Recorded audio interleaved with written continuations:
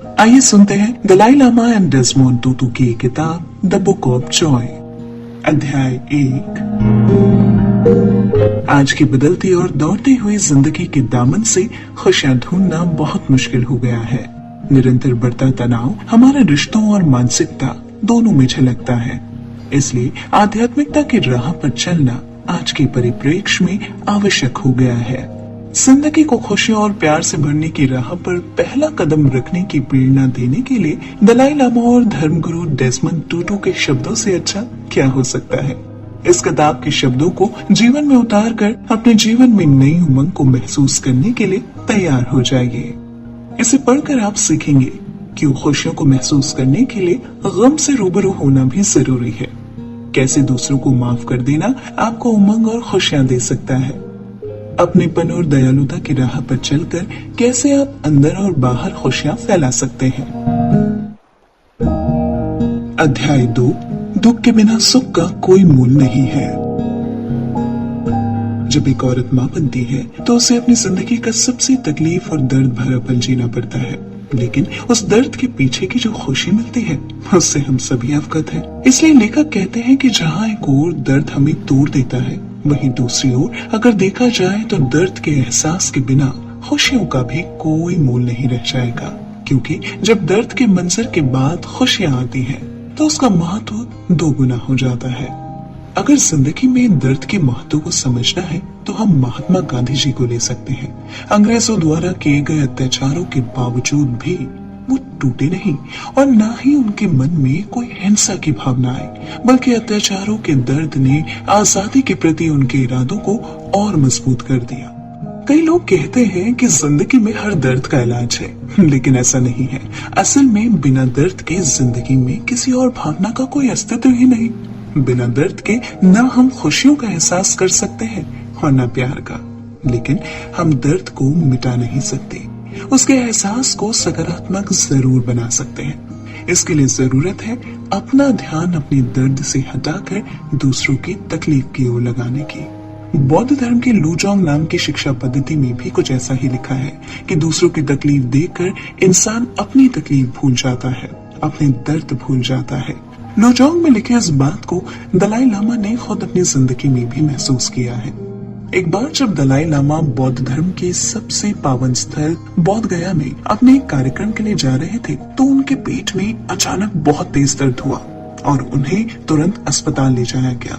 वो दर्द से कर्रा रहे थे कि तभी उनकी नजर सड़क पर पड़े एक बीमार बूढ़े व्यक्ति पर पड़ी, जो लगभग मरने की कगार पे था। उसे देखकर दलाई लामा को लगा कि मेरा दर्द तो इसके दर्द के सामने कुछ भी नहीं है, और वो कुछ समय के लिए अपना तेज दर्द भूल गए। अध्याय 3। आपका दर्द कितना जटिल है, ये उसके प्रति आपके रवैये पर निर्भर करता है। समस्या चाहे जितनी भी जटिल हो और दर्द चाहे जितने भी बड़े हों, अगर आपका इरादा और मानसिकता मजबूत है तो आप बड़े से बड़े तूफान का सामना आसानी से कर लेंगे। लेकिन अगर आपका मन ही कमजोर पड़ जाए तो दर्द का एक झोंका ही आपकी जिंदगी तबाह करने के लिए काफी है। ऐसा ही कुछ संदेश लेखकों ने अपनी इस किताब के जरिए दिया है। एक मजबूत मानसिकता से आपको दर्द में भी खुशी ढूंढने का साहस मिलता है। लेखकों का कहना है कि दर्द और दुख जीवन के अभिन्न अंग है, इसलिए इनसे लड़ने की बजाय उस पल में ही खुशी का कोई लम्हा ढूंढने की कोशिश करना, यही हमारी समझदारी है। कभी भी परिस्थितियों को अपने सुखी जीवन पर हावी न होने दें। मन में मुस्कान लेकर सोचें कि ये वक्त का खेल है, आज नहीं तो कल बदल ही जाएगा।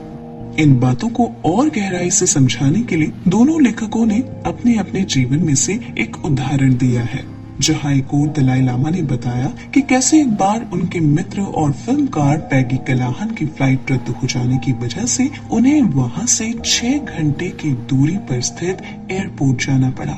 इस परिस्थिति में झुंझलाने की बजाय उन्होंने अपने 6 घंटे के रोड ट्रिप को हंसी मजाक के पलों में तब्दील कर लिया। वहीं दूसरी ओर डेस्मंड टूटू का कहना है कि अपनी युवावस्था में वो अक्सर ट्रैफिक में फंसकर क्रोधित हुआ करते थे, लेकिन बाद में उन्हें एहसास हुआ कि उनके दांत मसलकर गुस्सा होने से कुछ नहीं बदलेगा। इसलिए उन्होंने ट्रैफिक जाम के दौरान प्रार्थना करने का निर्णय लिया। उसके बाद से आज तक ट्रैफिक की समस्या ने उन्हें कभी नहीं सताया। इसी प्रकार हम भी जीवन की हर कठिनाई को एक प्रेरणा और अवसर के रूप में देख सकते हैं। लेकिन वो कहते हैं ना कि कहना आसान होता है लेकिन करना कठिन। इसलिए लेखकों ने कठिन समस्या में खुद को मजबूत रखने के लिए कुछ आसान से तरीके बताए हैं, जिन्हें हम आगे के अध्यायों में सीखेंगे।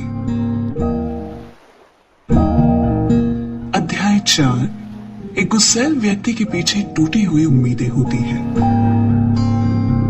आज के बदलते परिवेश में हमारी जिंदगी में रोज एक नई उम्मीद सामने आ जाती है। कभी एक अच्छे करियर की उम्मीद, कभी अच्छे घर, अच्छी जीवन शैली, कभी कुछ तो कभी कुछ। इन उम्मीदों को पूरा करने की दौड़ में हम दिन रात जुटे रहते हैं। गलती उम्मीदों की नहीं है, लेकिन असल समस्या तो तब आती है जब उम्मीदें ही टूट जाती हैं। एक के बाद एक टूटती उम्मीदों से इंसान इतना डर जाता है कि उसका जीवन भी उम्मीदों के साथ ही बिखर जाता है। धीरे धीरे ये डर गुस्से का रूप लेकर व्यक्ति के मन में बैठ जाता है और उसका गुस्सा कभी अपनों पर कभी समाज पर फूटता रहता है। इसलिए दलाई लामा कहते हैं कि उम्मीदों के टूट जाने पर किसी के द्वारा दिखाया गया थोड़ा सा प्यार व्यक्ति को संभालने में उसकी मदद कर सकता है। इसके उदाहरण स्वरूप उन्होंने अपने जीवन की एक घटना बताते हुए कहा कि पॉल एकमैन नाम के एक वैज्ञानिक से उनकी मुलाकात हुई। ये मुलाकात माइंड एंड लाइफ नाम की एक संस्था द्वारा आयोजित एक कार्यक्रम में हुई थी। उन्हें पता चला कि पॉल बड़े ही गुस्सैल स्वभाव के व्यक्ति हैं, क्योंकि उनके पिता काफी आक्रामक थे, जिसके कारण उनकी मां ने आत्महत्या कर ली थी। उनके जीवन का ये सच आज भी उनके जहन में घूम रहा था। जब दलाई लामा उनसे मिले तो उनके हाथ को हाथ में लेकर उनकी आंखों की गहराई में बड़े ही प्यार से झांका। उस एक झलक ने पॉल के मन में बसे गुस्से के ज्वालामुखी को शांत कर दिया। जिस तरह प्यार और सद्भावना के जरिए हम लोगों से जुड़ सकते हैं, उसी तरह हमारा दुख भी हमें दूसरों से जोड़ता है। जब भी हमें कोई ऐसा व्यक्ति मिलता है जिसका दुख हमारे जैसा है, तो अपने आप ही उसके प्रति दिल में सहानुभूति आ जाती है। और तो और कई बार दुख हमें लोगों के प्रति ज्यादा संवेदनशील बनाते हैं। एक वैज्ञानिक संस्था द्वारा किए गए शोध से भी यही पता चला है कि जो लोग जीवन में किसी बड़े हादसे से गुजर जाते हैं, उनके दिल ज्यादा नर्म होते हैं, और जिन्होंने कभी कोई तकलीफ देखी ही नहीं, उन्हें किसी दूसरे की तकलीफ का एहसास भी कम होता है। इसलिए अपनी तकलीफ को दूसरों से जोड़कर देखें तो टूटी हुई उम्मीदों का दर्द भी काफी कम हो जाएगा।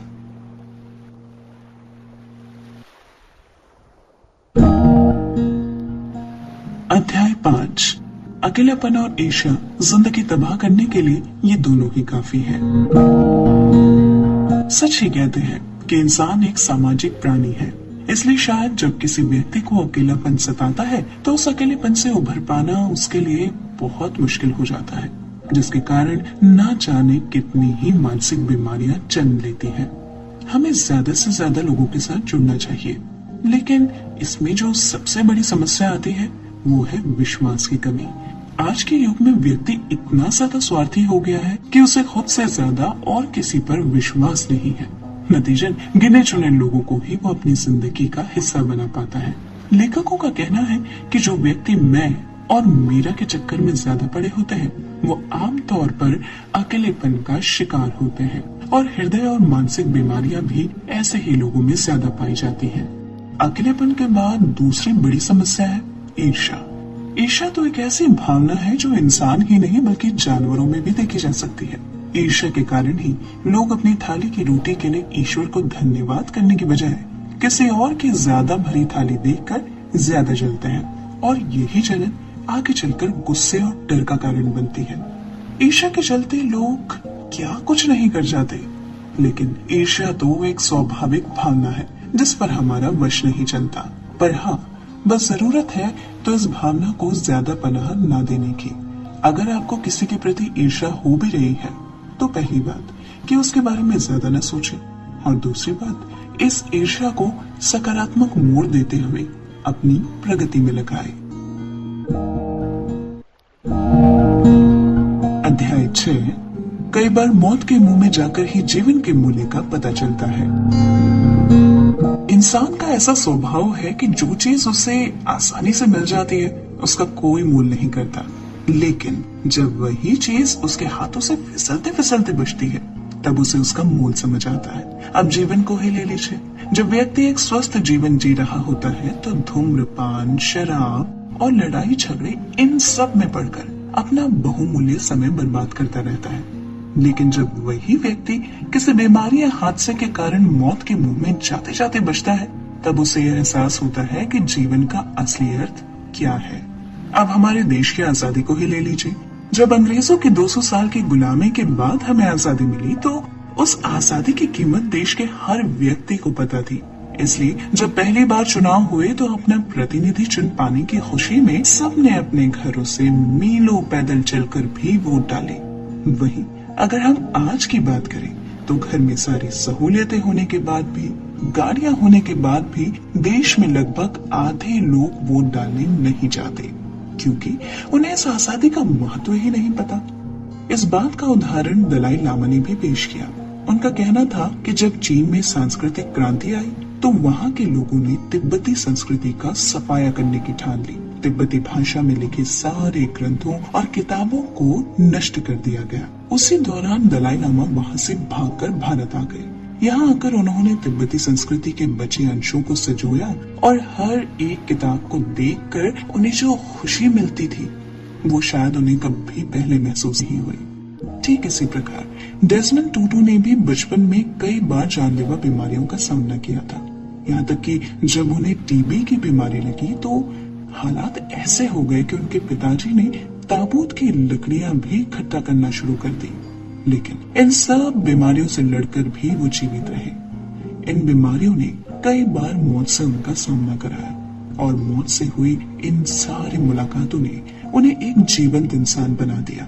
इसलिए लेखकों का मुख्य उद्देश्य ये समझाने का है कि जीवन बहुत बहुमूल्य है, तो जरूरी नहीं कि इसे खोकर ही इसकी कीमत समझी जाए।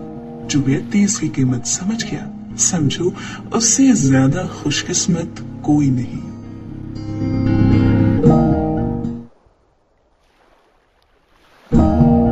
अध्याय 7, इंसानियत की भावना और जीवन के प्रति आपका नजरिया दिल में सच्ची खुशी और शांति को जन्म देता है। लेखकों का कहना है कि जीवन में खुशियां प्राप्त करने के लिए 8 स्तंभों की जरूरत होती है। इन स्तंभों को अपने जीवन में उतारने से पहले जरूरी है कि आप अपने मन से सभी प्रकार की चिंताएं और डर को निकालें।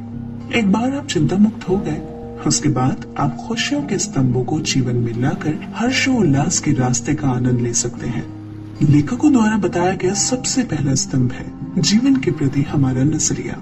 अगर हम अपने नजरिए और सोच को बड़ा रखते हैं तो किसी भी माहौल में खुश रहना आसान हो जाता है।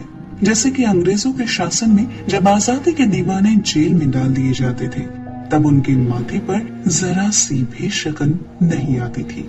चाहे कितनी भी यातनाएं क्यों न सहनी पड़े, वो हमेशा मुस्कुराते रहते थे। ऐसा इसलिए क्योंकि उन्हें अपनी मौत नहीं बल्कि देश के लिए अपना बलिदान दिखाई देता था। इसलिए कहा जाता है कि अगर सोच बड़ी हो तो पहाड़ भी सर झुका देता है। एक मरते हुए व्यक्ति के पास अगर जीने की वजह हो तो वो मौत के मुंह से वापस आ सकता है, और वहीं अगर एक जीवित व्यक्ति मन में सोच ले कि सब खत्म हो गया तो उसकी मृत्यु निश्चित है। नजरिए के साथ साथ दूसरा स्तंभ है इंसानियत का। जब आप हर व्यक्ति से छोटा बड़ा, अमीर गरीब ये सब ना करके बल्कि एक इंसान बनकर मिलते हैं तो उससे जुड़ना बहुत आसान हो जाता है और उससे आपकी खुशी दोगुनी हो जाती है। इसके लिए एक बेहतरीन उदाहरण दलाई लामा जी ने भी अपनी किताब में पेश किया है। उनका कहना है कि जब उन्होंने धर्म गुरु के रूप में बोलना शुरू किया तो उन्हें अपने वक्तव्य के दौरान बहुत डर लगता था। बाद में उन्हें एहसास हुआ कि वो खुद को बाकियों से ऊपर एक धर्म गुरु के रूप में समझते हैं, इसलिए उन्हें डर लगता है। उसके बाद उन्होंने खुद को भी आम इंसान के रूप में समझना शुरू किया और फिर वो अपने मन की बात आसानी से सबके सामने करने लगे और दोबारा कभी भी उन्हें डर नहीं लगा।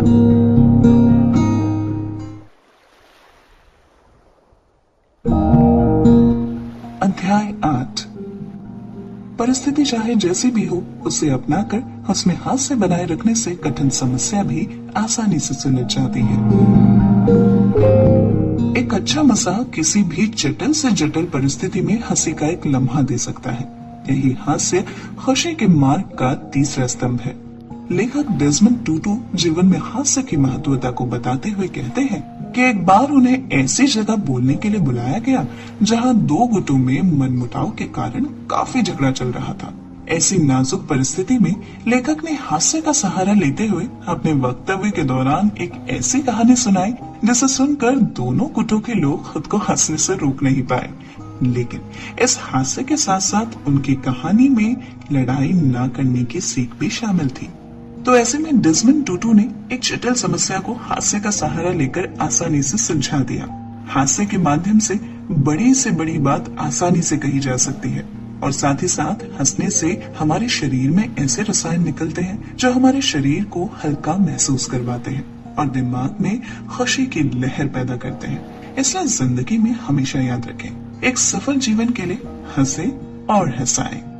चौथा स्तंभ है परिस्थितियों को अपना लेना, यानी चाहे जीवन में सुख आए या दुख, आप ये मान लें कि दोनों ही जीवन के चक्र का एक हिस्सा है। जिस प्रकार गुलाब के फूल में खुशबू के साथ साथ कांटे भी होते हैं, ये जानकर भी हम उसे पसंद करते हैं, उसी तरह जीवन के कांटों को भी अपनाकर हम उसकी खुशबू का आनंद ले सकते हैं।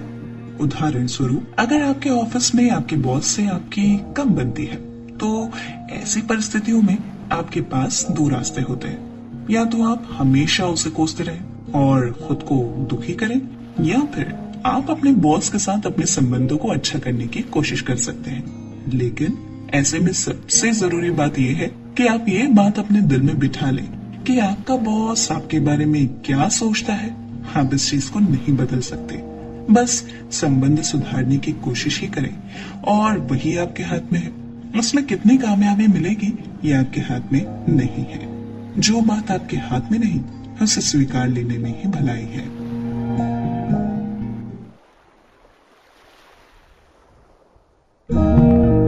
अध्याय 9, क्षमा और आभार को हमेशा अपने जीवन का हिस्सा बनाकर रखें।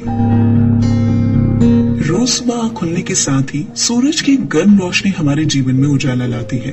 प्रकृति की गोद में हमें खान पान का वैभव मिलता है, लेकिन क्या हम इन सब के लिए ईश्वर के शुक्रगुजार होते हैं? ज्यादातर लोग नहीं, क्योंकि आसानी से मिल जाने वाली चीजों का हमारे जीवन में कोई मूल नहीं है। एक बाल्टी पानी को हम यूं ही बहा देते हैं, जबकि देश के कई कोनों में लोग पीने के पानी तक के लिए मीलों पैदल चलते हैं। इसलिए लेखकों का कहना है कि चाहे सौगात छोटी हो या बड़ी, आभार व्यक्त करना बहुत अहम है। चाहे आभार ईश्वर के लिए हो या किसी अपने के लिए, एक बार हम आभार व्यक्त करना सीख गए तो हमें छोटी बड़ी चीजों का मूल पता चल जाएगा और खुशियां हमारे जीवन में खुद ब खुद आ जाएगी। सुखी जीवन का अगला स्तंभ है क्षमादान। अगर कोई व्यक्ति आपके साथ कुछ गलत करता है और उसे अपनी गलती का एहसास हो जाए, तो उसे माफ कर देने में ही सबकी भलाई है, क्योंकि जब तक माफ करके जीवन में आगे नहीं बढ़ेंगे, तब तक पुरानी बातों को भुलाकर एक नए जीवन की शुरुआत नहीं कर पाएंगे। क्षमा की भावना कैसा चमत्कार कर सकती है, इसका एक उदाहरण हमें केरला की एक नन रानी मारिया के हत्याकांड से मिल सकता है। इस केस के मुख्य आरोपी समंदर सिंह को रानी मारिया के परिवार ने न सिर्फ माफ कर दिया, बल्कि उसे अपने परिवार का एक सदस्य भी मान लिया।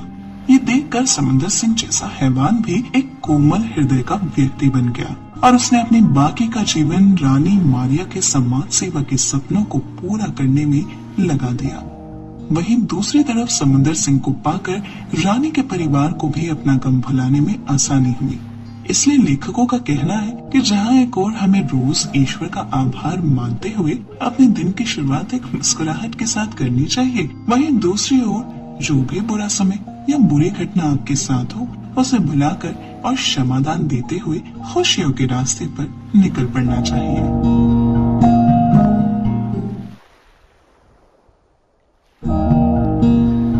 अध्याय 10, दूसरों के प्रति प्रेम और सौहार्द की भावना रखने से जीवन खिल उठता है।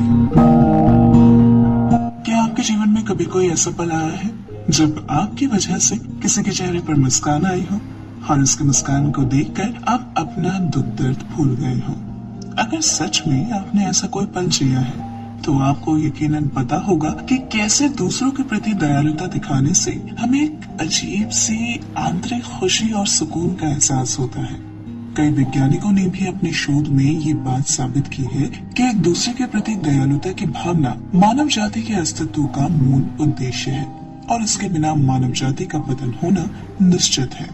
वैज्ञानिकों की शोध से ये भी पता चला है कि जब भी हम किसी के प्रति दया भावना से सोचते हैं तो हमारे शरीर में एंडोर्फिन नाम का एक रसायन निकलता है जो कि हमें वैसी ही खुशी का एहसास दिलाता है जैसा कि अपना मनपसंद काम करने से हमें मिलती है। तो चाहे आप किसी पर दया करें या फिर कोई आपका हाथ पकड़ कर कहे कि कोई बात नहीं, सब ठीक हो जाएगा, संतुष्टि और सुकून दोनों को मिलता है क्योंकि ये एक दो तरफा सिस्टम है जहाँ एक की आंखों का सुकून दूसरों की आंखों की खुशी बन जाता है। इसलिए लेखकों का मानना है कि स्वभाव में हमेशा दयालुता रखना खुशियों का 7वां स्तंभ है।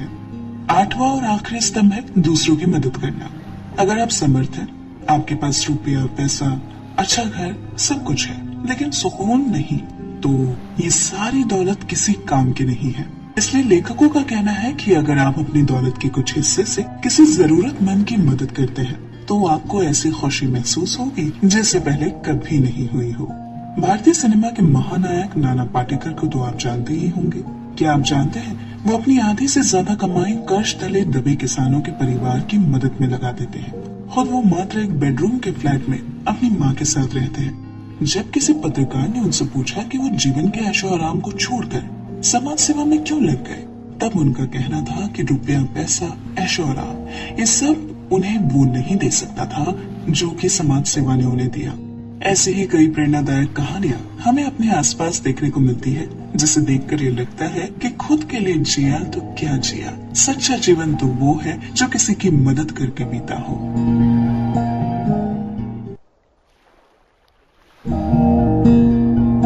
अध्याय 11, सारांश। दर्द और तकलीफों से भरी इस दुनिया में खुशी और सुकून का मार्ग थोड़ा कठिन जरूर है, लेकिन एक बार आपने इस पर चलना सीख लिया तो खुशी आपके दामन में समा जाएगी। खुशी और सुकून के लिए जरूरी है कि आप अपना ध्यान खुद से हटाकर परोपकार और दया में लगाएं, ताकि दूसरों के दर्द को दूर करके आप अपना दर्द भी भूल जाएं। क्या करें? मन का अभ्यास रोज करें। जब भी आप ध्यान साधना करते हैं तो अपने अंतर मन से रोज इस बात की कल्पना करें कि मृत्यु एक सच है और हर वो चीज जो जीवित है उसका अंत निश्चित है। रोज जीते हुए मरने का अभ्यास करके आप जीवन में हर प्रकार के डर और चिंता से मुक्त हो जाएंगे और फिर जब वो मौत सच में आएगी तो आप हंसते हंसते उसका दामन चूमने को तैयार हो जाएंगे।